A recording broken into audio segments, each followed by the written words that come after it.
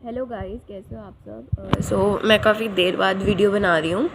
Actually मेरा गला और काफ़ी दिनों से मेरे को फीवर था।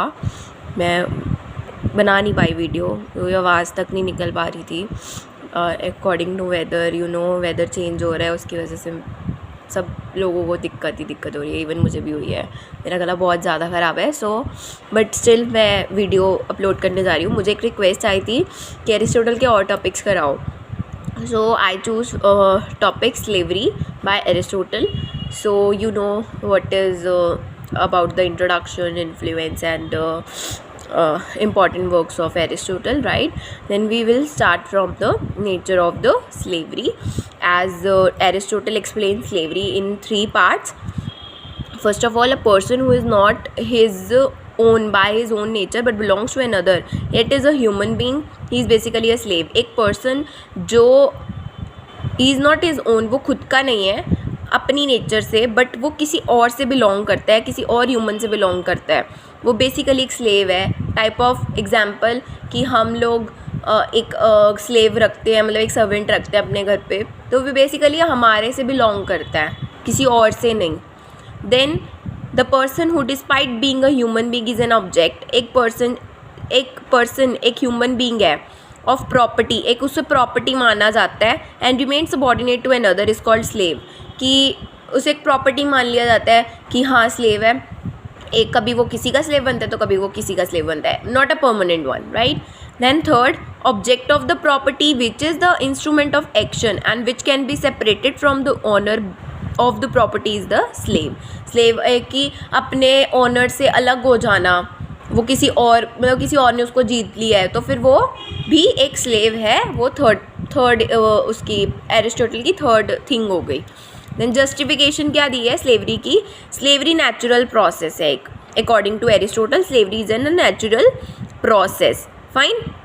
अकॉर्डिंग टू मतलब एरिस्टोटल ने कहा है men by nature are unequal with respect to their capacities for virtue. Fine. Then slavery useful भी है, स्लेवरी एथिकल है। Aristotle also considered slavery to be necessary from a moral point of view. He is of the opinion that there is a difference between the moral level of master and slave, कि ethical है कि moral level जो दोनों के अलग होते हैं, एक ओनर के और एक स्लेव के। Part of national economy and sustainability, ये नेशनल इकोनॉमी और सस्टेनेबिलिटी का एक पार्ट है। Aristotle has justified slavery for one reason.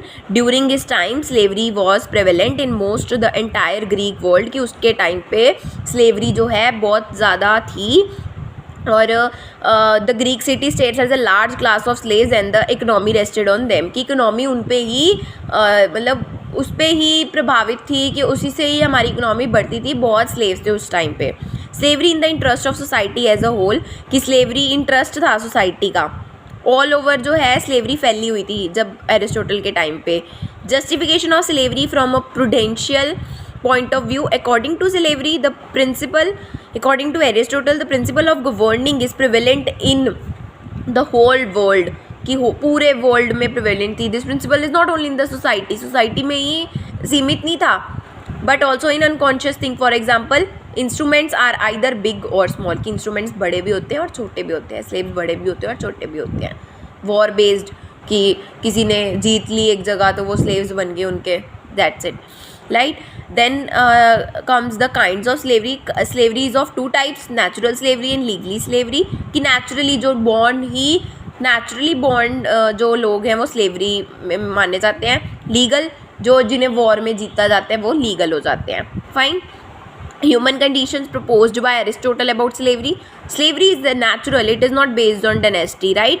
Slaves' offsprings can be virtuous and the masters worthless. In the end, a person who is qualified and intelligent despite being a slave should be freed, right? Owner should promise his slaves that if they do good work, he will be free. कि वो अगर अच्छा काम करेंगे तो उन्हें छोड़ दिया जाएगा, उन्हें फ्री कर दिया जाएगा, इंडिपेंडेंट हो जाएंगे वो। Master should get his slaves to only do those things which he has the ability to do. Masters को उन्हें वही काम देना होगा जो वो उनकी एबिलिटी है, जो उनकी कैपेसिटी के अंदर है। Owner duty is to take care of physical facilities of the slave, उनकी फिजिकल फैसिलिटीज़ का ध्यान रखना होगा ओनर्स को। Owner should free his slaves from slavery at the time of his death, तो उसकी डेथ के टाइम पे उन्हें स्लेवरी से फ्री कर देना पड़ेगा। Aristotle believes that all slaves should have the ultimate aim of freedom in front of them. उनके पास फ्रीडम का हक है, उनके सामने है फ्रीडम.